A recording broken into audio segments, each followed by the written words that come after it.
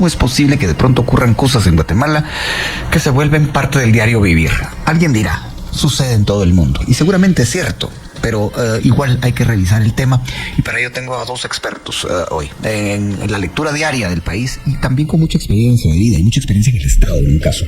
Así que bueno, los presento a Gustavo Berganza, es sociólogo y también es periodista, entre otras cosas.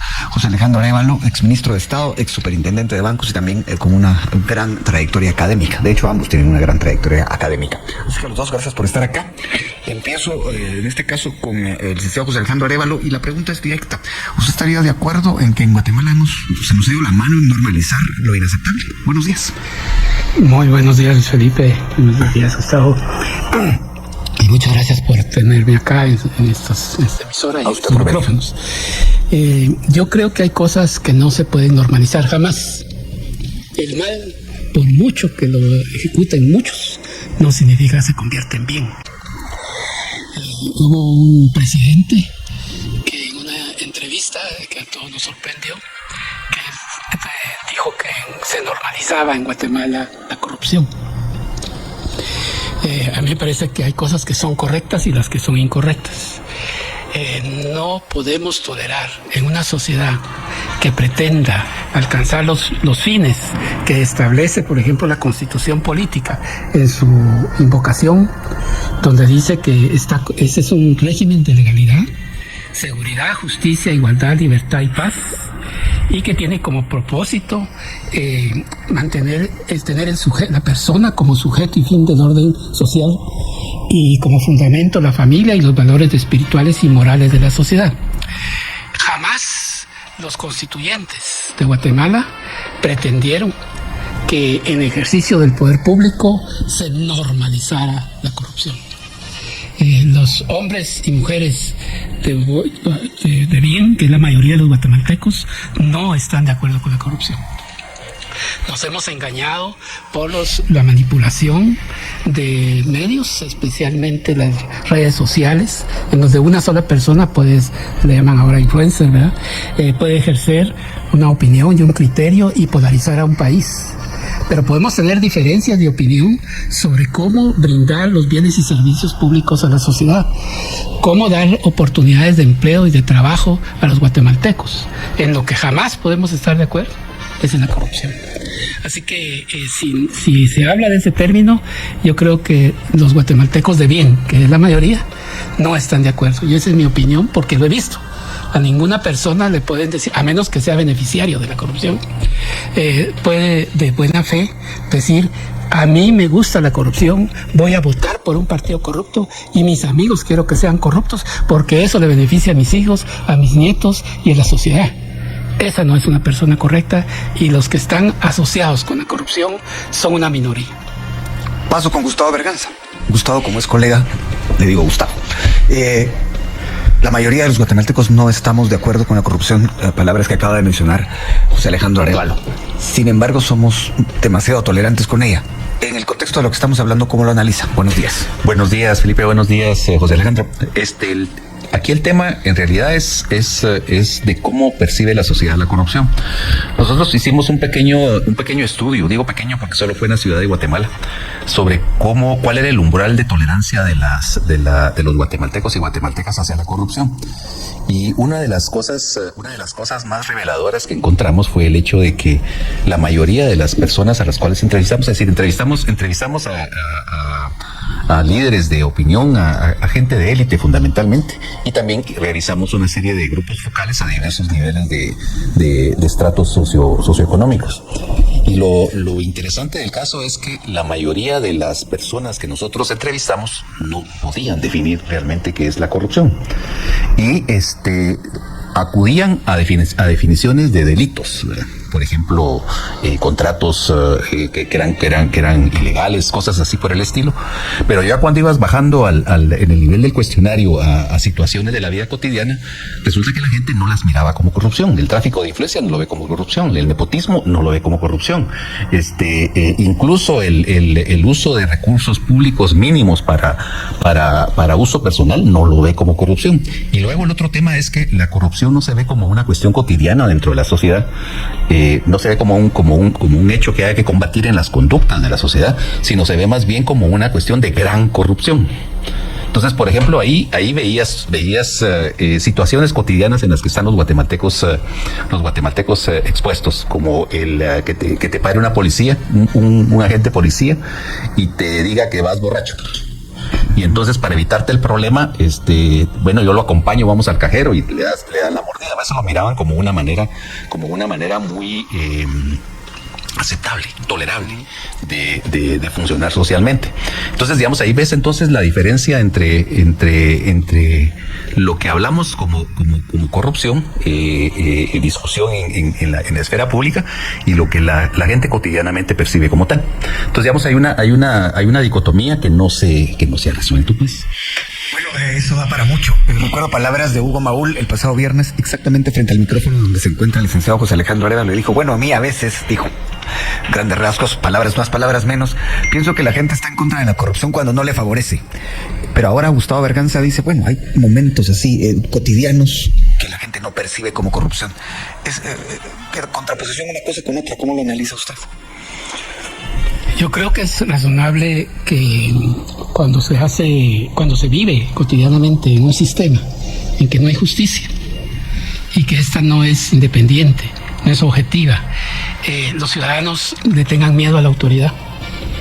Cuando una persona se ve compelida por una radiopatrulla que en solitario, en la oscuridad, en una calle desolada, lo detiene, la persona lo que tiene es miedo. Y si esos funcionarios son corruptos, porque los dos son corruptos, el que da y el que recibe, pero el que está exigiendo, que tiene la autoridad, él está en una situación, hay una asimetría de poder, y el ciudadano se ve compelido a caer en un acto corrupto, porque lo pueden acusar de cualquier cosa.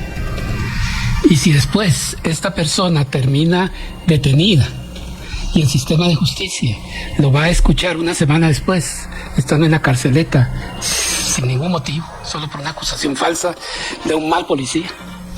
Y después resulta que su vista pública va a ser entre 6 meses. No hay justicia. Entonces, lo que aprende el ciudadano es a sobrevivir en la jungla. Uh-huh. Pero eso no sería que sea correcto. Y el que hizo ese pago de ponerle un billete al policía, en su fuero interno sabe que no hizo lo correcto, pero que estaba en una situación de indefección frente a un policía corrupto. Exactamente lo mismo pasa con alguien que requiere una licencia de construcción, una persona que requiere un permiso, una persona que paga porque se aprueben una ley o porque no aprueben una ley. Entonces es de doble vía, el que paga y el que recibe, pero el que tiene la autoridad es el que está creando las condiciones para ese ambiente de corrupción que después se quisiera normalizar. A mí me parece que hay un tema de educación, un tema de valores éticos, pero también hay un tema de castigo, ¿verdad? Premio y castigo. Se debe haber un reconocimiento a los funcionarios y empleados públicos en un sistema meritocrático donde los que cumplen con su deber deben ser reconocidos, deben ser héroes para la sociedad, pero aquel que incumple la ley, que extorsiona, que cobra por hacer algo, ese debe ser castigado públicamente y ejemplarmente. Bueno, siguiendo con el hilo de la conversación, Gustavo, ¿hay algún momento de la historia de Guatemala que es un punto de inflexión antes y después para hablar de normalización de lo inaceptable, o es un proceso que se fue dando una degradación paulatina? ¿Cómo lo ves? Mira, vas revisando la historia y vas viendo que en realidad en la relación entre los guatemaltecos, es decir, preindependentistas y postindependentistas, con respecto a la corrupción, pues no ha variado mucho. Porque Severo Martínez en La Patria del Creo cuenta, por ejemplo, cómo los colonizadores españoles, es decir, ya los descendientes de los colonizadores, iban utilizando argucias para irse aprovechando de la tierra y de los servicios de los indígenas para sus fines personales, ¿verdad? Es decir, y eso estamos hablando del siglo XVII, del siglo XVIII, ¿no? Es decir, de ahí demos un brinco. Justo Rufino Barrios. Es decir, cómo tomó las tierras de la iglesia y a quiénes se las dio. Es decir, se las dio a sus cuates, pues. Eso ya es otro símbolo, va. Demos otro salto hacia 1919. ¿cuándo fue la crisis? 1922, el gran crash. Es decir, ¿quién gobierna Guatemala? Lázaro Chacón. Y en ese tiempo lo que hay es un presidente débil, es decir, muy tolerante con los grupos sociales, muy tolerante con la libertad de prensa, muy tolerante con la formación de asociaciones mutuales que fueron las madres de los sindicatos después. Pero, ¿qué es lo que pasa con este gobernante? Este gobernante es profundamente corrupto también.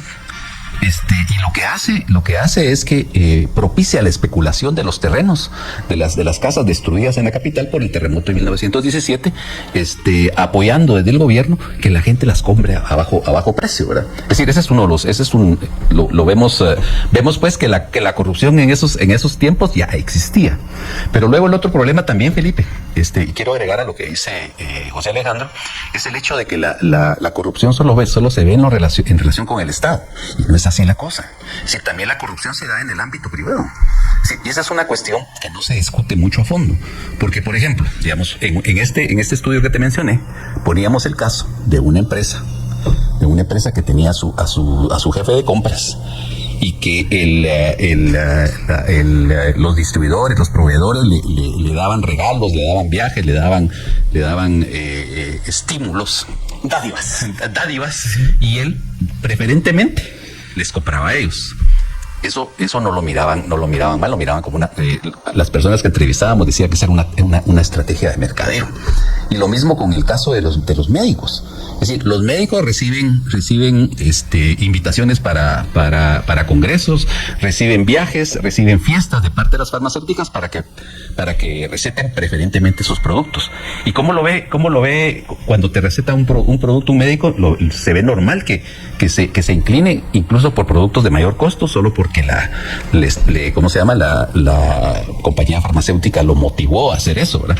Pues es otra forma de corrupción también, y lo ven como una forma de mercadeo. Entonces, digamos, es un término que está muy asentado dentro de la cultura, ¿verdad? Es decir, y en la historia de Guatemala. Bueno, creo que la tecnología cambió esto, pero hubo un tiempo en que cuando se iba a ciertos lugares, no diré que a todos, con factura o sin factura. ¿Eso es un reflejo un poco de lo que estamos hablando, licenciado Arevalo? Sí, pero ahí se da en el caso tributario hay dos componentes, ¿verdad? Uno es que el contribuyente tributario observa que el pago de sus impuestos es utilizado de una manera indebida por los funcionarios, lo cual no le significa que debe dejar de pagar sus impuestos. Por otro lado, baja moral tributaria, digamos. Es una baja moral tributaria, pero también, insisto yo, en la ausencia de castigo. Pero el castigo tiene que ser parejo. Aquí creo que partimos de dos visiones filosóficas fundamentales. Es la creencia de cómo es la persona, ¿verdad? Nosotros vemos cierta diferencia en el desarrollo, y no me voy a referir a la corrupción en particular, sino que al desarrollo económico, político y social de los países anglosajones. Y por otro lado, los países, digamos, mediterráneos. Nosotros tenemos la cultura de un país mediterráneo. Italianos, franceses, españoles, portugueses. Mientras que por el otro lado están los ingleses, los alemanes. Y parten de una visión de lo que los seres humanos somos.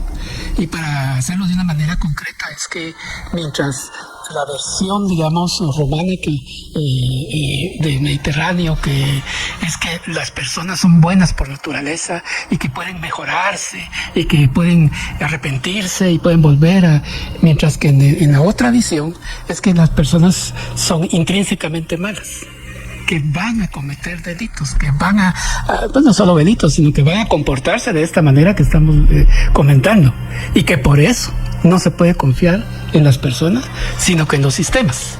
Y entonces ahí, por eso es que ellos han fortalecido mucho sus sistemas de qué se debe hacer, cómo se debe hacer. Usted no se atraviesa la calle a mitad de la calle en Estados Unidos, etcétera. Entonces ellos no confían que la persona va a actuar correctamente por inspiración, ¿verdad? Sino que no lo va a hacer. Parte de ese principio.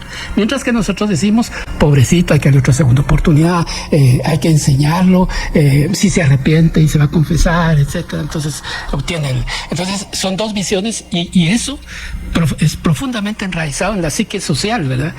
Porque es lo que conciben del ser humano uno y otro. la normalización de lo inaceptable, de cómo de pronto en un país o en un mundo, pero en este caso hablamos específicamente de Guatemala, vemos normal, entre comillas, por supuesto, que haya corrupción, vemos normal, entre comillas, que no se pueda caminar por las calles libremente. Me acompañan aquí en la cabina dos expertos en la lectura diaria y permanente del país, Gustavo Berganza y José Alejandro Arevalo. Gustavo, hará unos 20 años aproximadamente, recuerdo platicando con un colega finlandés que me contaba que un asesinato en un muelle en Helsinki fue noticia 4 semanas o 5 o 6 meses, no recuerdo cuánto, pero había sido una noticia escandalosa. Aquí hay muertos violentos diariamente y a veces pasan inadvertidos. En el contexto de lo que estamos hablando, ¿cómo lo analizan? Bueno, lo que pasa es que también Guatemala es una sociedad muy violenta, pues, hasta estadísticamente hablando, si bien es cierto la tasa de asesinatos por cada 100,000 habitantes ha bajado consistentemente a partir del gobierno de Berger, eso no quiere decir que sea menos en realidad en términos absolutos, pues, sino solo en relación al tamaño de la población. Y es obvio que las mayores concentraciones de homicidios se dan en la zona central en Guatemala, en Escuintla, y una gran parte en la zona de Izabal y Puerto Barrios, ¿no? Pero ya como son tantos en términos numéricos, aunque proporcionalmente no impacte por el tamaño de la población, de todas formas se han normalizado, pues. Es decir, me imagino que te acordarás cuando uno estudiaba periodismo, que le decían que realmente lo excepcional es lo que se cubre en periodismo, ¿no? Pero cuando vas teniendo aquellas camionadas de homicidios cada día, entonces ya no es excepcional, ya no es noticia. Y eso, al final de cuentas, lo que va provocando es una desensibilización de la población, que es lo que le sucede a los médicos, ¿ve? A los médicos también cuando están comenzando el ejercicio, pues, porque al principio, cuando están en una autopsia, en última, es decir, siempre la primera reacción es de arcada, ¿no?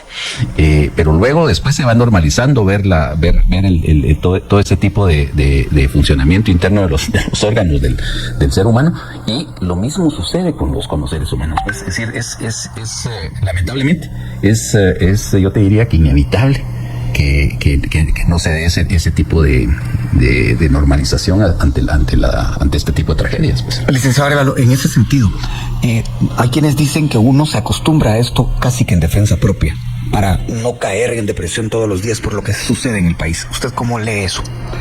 Creo que es humano.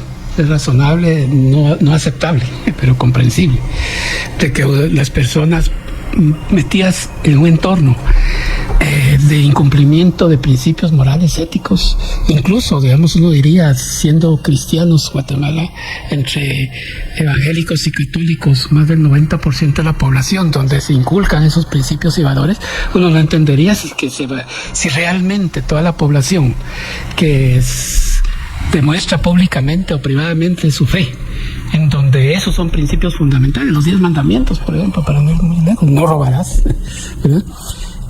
No matarás. El tema es que no se cumple, y en un entorno yo lo asimilo como estar en guerra, ¿verdad? Cuando uno, las personas en motivos, cuando están ellos en el momento de mayor riesgo, digamos, una persona que tal vez jamás ha pensado matar a otro ser humano, pero si o mata o lo matan, hace cosas que jamás hubiera pensado que podría hacer. Entonces ese instinto de conservación, digamos, hace que muchas veces se forme como un muro, digamos, donde no se quiere oír, no se quiere ver, no se quiere sentir, ¿verdad? Y se concentra solo en lo propio, en lo individual. Y eso genera también uno de los extremos de, digamos, dos visiones también geopolíticas que estuvieron vigentes mucho en el siglo pasado, ¿verdad? Uno, el materialismo que estaba asociado con que la mayoría manda. Digamos, los sistemas como la Unión Soviética, digamos, la mayoría manda y eso vale, el individuo no cuenta. Pero en el otro extremo es el materialismo individual, ¿verdad? En donde solo cuentan lo personal, solo lo que yo quiero, siento y los demás me importan poco. Esos son extremismos que deben verse así, que no deben ser respetados.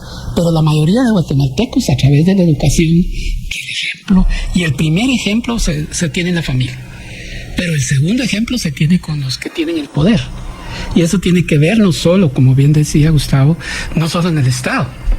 Si el funcionario del más alto nivel es un corrupto, no le podemos pedir a la población que no lo sea.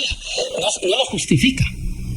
Pero él es el que está obligado a dar por lo menos el ejemplo, si no es que además tiene que perseguirla. Un poco lo que le decía. En el sector privado también, como bien se decía, si el jefe de la empresa, el dueño de la empresa, no da el ejemplo, ¿cómo va a esperar que sus empleados no le roben? Un poco lo que le decía con esto de con factura sin factura. Entonces usted le preguntaba a la gente, bueno, pero es que usted ahí está también robando. Sí, pero yo alguna vez recibí la respuesta, ladrón que roba ladrón, usted ya sabe lo que sigue. Tiene 100 años de perdón. Vamos a este tema de normalizar lo inaceptable como una especie de defensa, porque si no, me hundo. Hay una frase de Balzac que dice, palabras más, palabras menos, la resignación es un suicidio cotidiano. ¿De alguna manera casa esa ayuda con esto que estoy planteando? Sí, casa desde una perspectiva, digamos, deontológica, ¿va? Pero desde una perspectiva de lo cotidiano, es decir, si no te resignas, es decir, simple y sencillamente te sumís en una depresión, pues.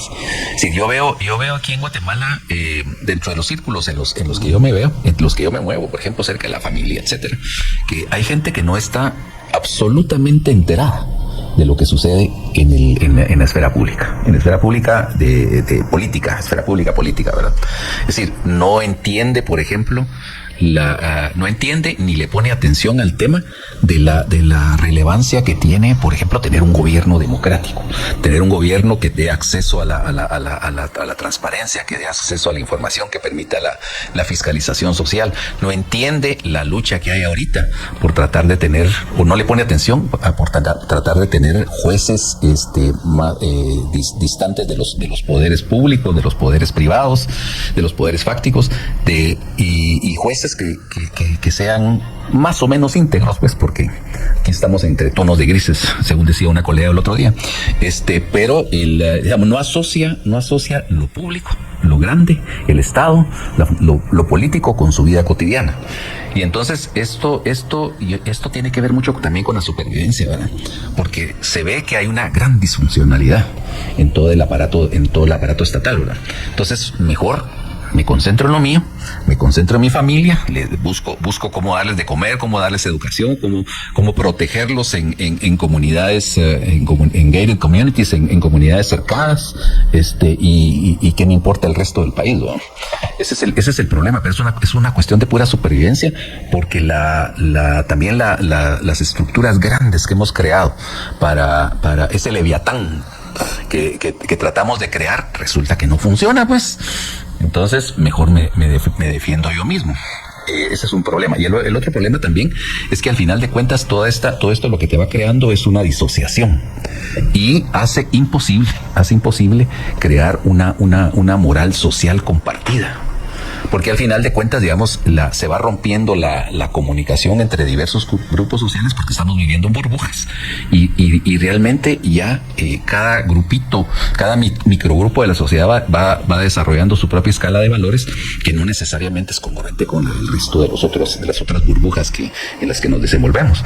Y eso realmente es malo, pues, porque al final de cuentas tiene incidencia, no solamente en una opinión pública que reclame de manera más o menos uniforme una moral pública, sino además tiene el problema de que dificulta la aplicación de los sistemas legales para preservar el funcionamiento social.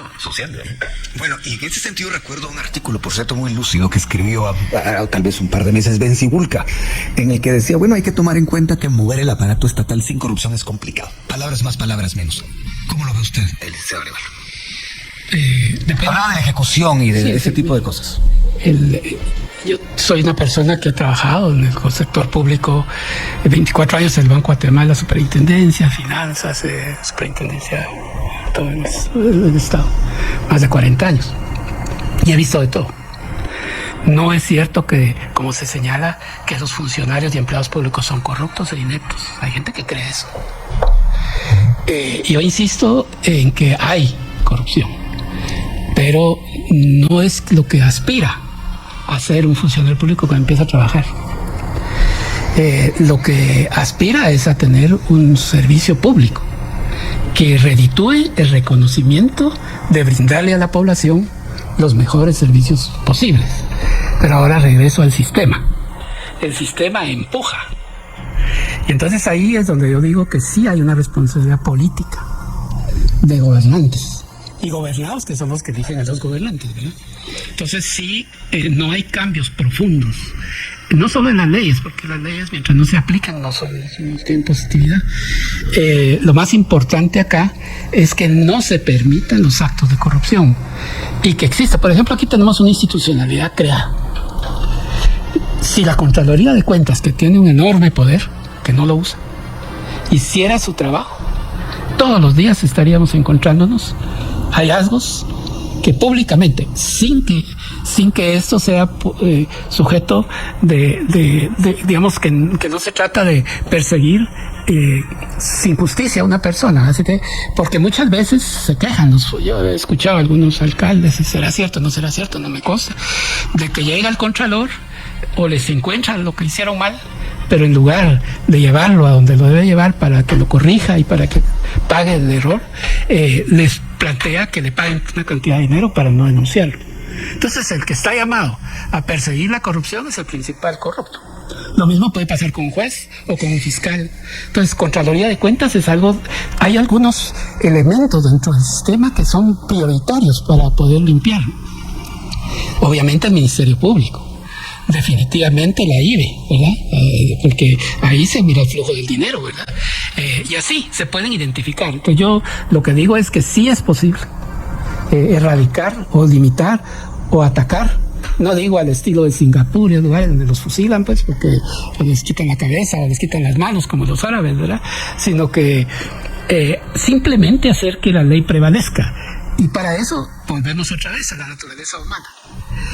No se puede tolerar un acto de corrupción. Ese policía que pidió una mordida porque una persona no llevaba su licencia o le inventaron algo, debe ser castigado. Y bien, hasta acá el video de hoy. Recuerden que ustedes tienen la última opinión que pueden dejar acá abajo en la cajita de comentarios. Dicho esto, nos vemos hasta el siguiente video. Adiós.